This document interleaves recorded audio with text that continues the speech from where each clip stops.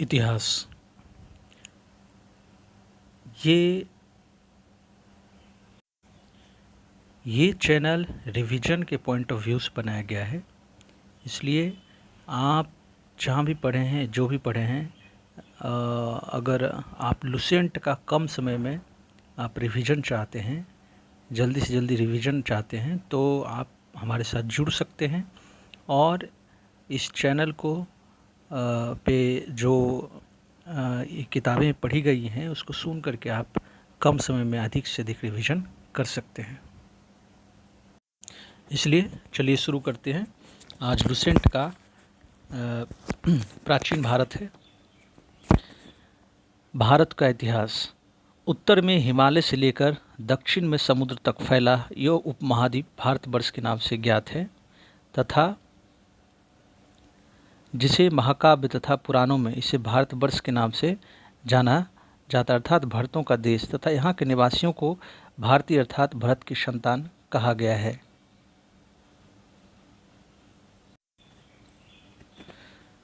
भारतीय अर्थात भरत की संतान कहा गया है। भारत एक प्राचीन कबीले का नाम था। प्राचीन भारतीय अपने देश को जम्मू द्वीप अर्थात जामुन वृक्षों का द्वीप कहते थे। प्राचीन ईरानी इसे सिंधु नदी के नाम से जोड़ते थे, जिसे सिंधु न कह करके हिंदू कहते थे। यही नाम फिर पूरे पश्चिम में फैल गया और पूरे देश को इसी नाम से जाना जाने लगा। यूनानी इसे इंदे और अरब इसे हिंद कहते थे। मध्यकाल में इसे देश को हिंदुस्तान कहा जाने लगा। यह शब्द फारसी शब्द हिंदू से बना है। यूनानी भाषा के इंदे के आधार पर अंग्रेज ने इसे इंडिया कहने लगे। पारा बदले विंध्य की पर्वत श्रृंखला देश को उत्तर और दक्षिण दो भागों में बांटती हैं। उत्तर में इंडो यूरोपीय परिवार की भाषाएं बोलने वालों की और दक्षिण में जो है दक्षिण द्रविड़ परिवार की भाषाएं बोलने वालों का बहुमत है। भारत की जनसंख्या का निर्माण जिन नस्लों के मिश्रण से हुआ है वो इस प्रकार हैं: प्रोटो-ऑस्ट्रेलॉयड, पॉलियो-मेडिटेरियन, कॉकेसॉयड, निग्रोइड, मंगोलॉयड। भारतीय इतिहास को अध्ययन की सुविधा के लिए 3 भागों में बांटा गया है: प्राचीन भारत, मध्यकालीन भारत और आधुनिक भारत। सबसे पहले इतिहास को 3 भागों में बांटने का श्रेय जर्मन इतिहासकार क्रिस्टोफ सैलिडियस को जाता है। प्राचीन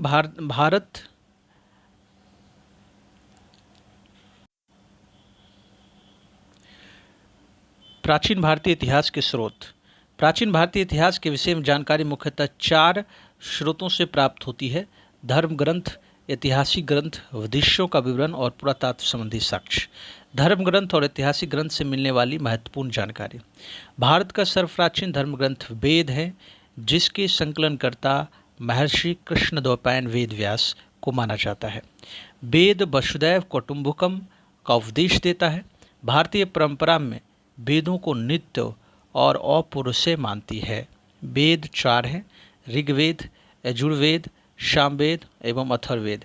इन चारों वेदों को संयुक्त रूप से संहिता कहते हैं।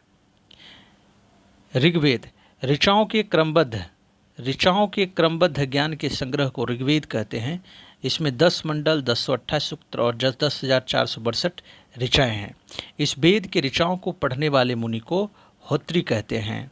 इस वेद से आज के राजनीतिक प्रणाली, इतिहास एवं ईश्वर के महिमा के बारे में जानकारी मिलती है। विश्वामित्र द्वारा रचित ऋग्वेद के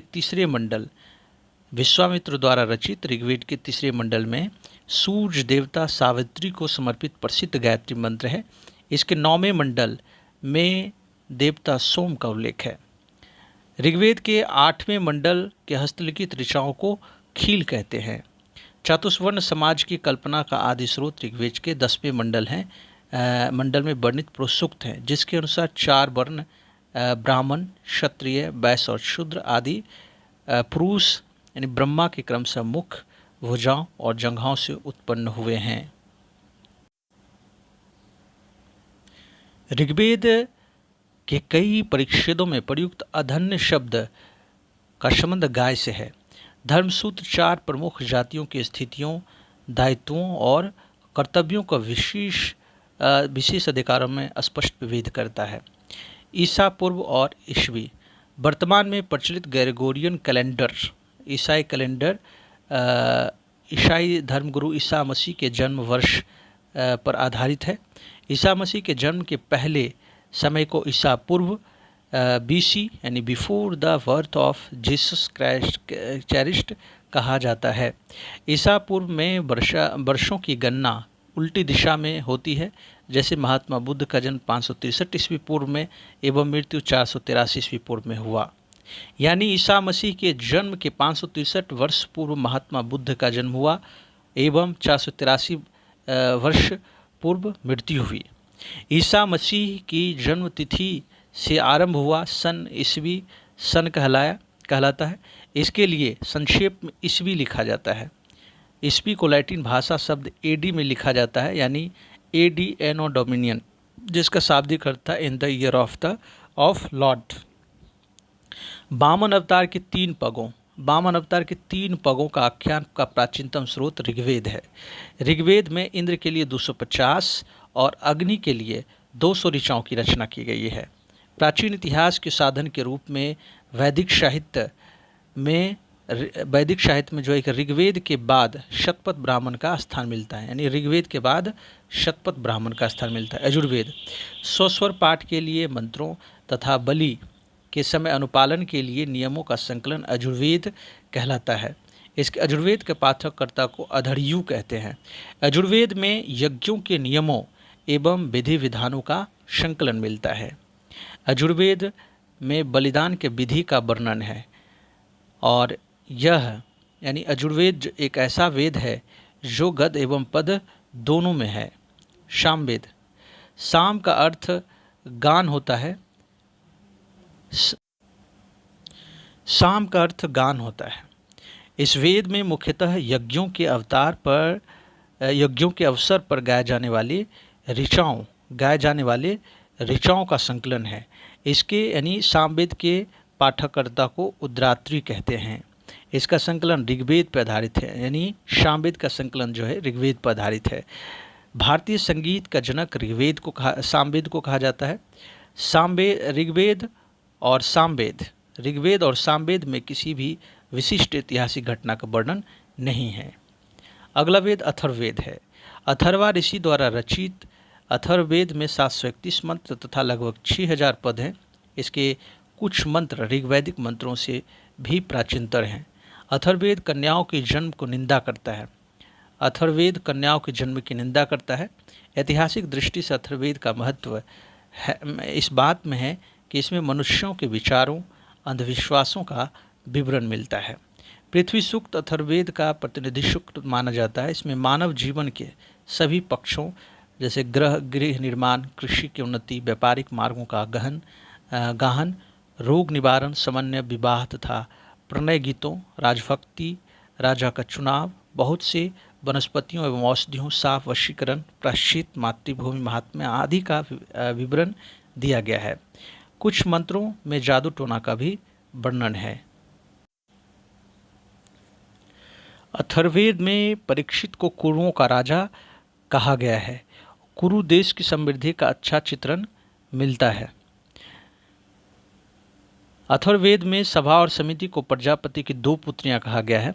सबसे प्राचीन वेद ऋग्वेद एवं सबसे बाद का वेद अथर्ववेद है। वेदों को भली भांति समझने के लिए 6 वेदांगों की रचना की गई है: शिक्षा, ज्योतिष, कल्प, व्याकरण, निरुक्त और छंद। भारतीय ऐतिहासिक कथाओं का सबसे अच्छा क्रमबद्ध विवरण पुराणों में मिलता है। इसके रचयिता लोमहर्ष एवं इसके पुत्र उग्रशर्वा माने जाते हैं। पुराणों की संख्या 18 है, जिसमें केवल 5 मत्स्य, वायु, विष्णु, ब्राह्मण तथा भागवत में ही राजाओं की वंशावली पाई जाती है। पुराणों में मत्स्य पुराण सबसे प्राचीन एवं प्रामाणिक हैं। अधिकतर पुराण सरल संस्कृत श्लोक में लिखे गए हैं। स्त्रियां तथा शूद्र जिन्हें वेद पढ़ने की अनुमति नहीं थी वे भी पुराण सुन सकते थे। पुराणों का पाठ मंदिर पुजारी मंदिरों में क्या करते थे। स्त्री की सर्वाधिक गृह स्थिति मैत्रेयी संहिता से प्राप्त होती है, जिसमें जुआ और शराब की भांति स्त्री को पुरुष का मुख्य दोष माना जाता है। शतपथ ब्राह्मण में स्त्री को पुरुष की अर्धांगिनी कहा गया है। जावलोपनिषद में 4 आश्रमों का उल्लेख मिलता है। स्मृति ग्रंथों में सबसे प्राचीन एवं प्रमाणिक स्मृति मनुस्मृति मानी जाती है। मनुस्मृति शुंग काल का मानक ग्रंथ है। नारद स्मृति गुप्त युग के विषय में जानकारी प्रदान करती है। जातक में बुद्ध के पुनर्जन्म की कहानी वर्णित है। हीनयान का प्रमुख ग्रंथ कथा वस्तु है, जिसमें महात्मा बुद्ध के जीवन चरित्र एवं अनेक कथानकों के साथ वर्णित है। जैन साहित्य को आगम कहा जाता है। जैन धर्म का प्रारंभिक इतिहास कल्पसूत्र से ज्ञात होता है। जैन ग्रंथ भगवती सूत्र में महावीर के जीवन कृतियों का अन्य कथानकों के साथ संबंधों का विवरण है। अर्थशास्त्र के लेखक चाणक्य, कौटिल्य या विष्णुगुप्त है। यह 15 अधिकरणों 180 प्रकरणों में विभाजित है। अर्थशास्त्र मौर्यकालीन इतिहास की जानकारी प्राप्त होती है और इसके अनुवादक शास्त्री हैं। संस्कृत साहित्य में ऐतिहासिक घटनाओं को क्रमबद्ध लिखने का सर्वप्रथम प्रयास कल्हण द्वारा किया गया। कल्हण द्वारा रचित पुस्तक राजतरंगिणी 8 तरंग है, जिसका संबंध कश्मीर के इतिहास से है। अरबों की सिंध विजय का वृत्तांत चचनामा, जिसका लेखक अली अहमद में सुरक्षित हैं। अष्टाध्यायी संस्कृत भाषा व्याकरण की प्रथम पुस्तक के लेखक पाणिनि है। इससे मौर्य के पहले का इतिहास तथा मौर्ययुगीन राजनीतिक व्यवस्था की जानकारी प्राप्त होती है। कात्यायन की गार्गी संहिता एक ज्योतिष ग्रंथ है, फिर भी इसमें भारत पर होने वाले यवन आक्रमण का उल्लेख मिलता है। पतंजलि पुष्यमित्र शुंग के पुरोहित थे। इसके महाभाष्य पतंजलि पुष्यमित्र शुंग के पुरोहित से और पतंजलि के महाभाष्य से शुंगों के इतिहास की जानकारी प्राप्त होती है।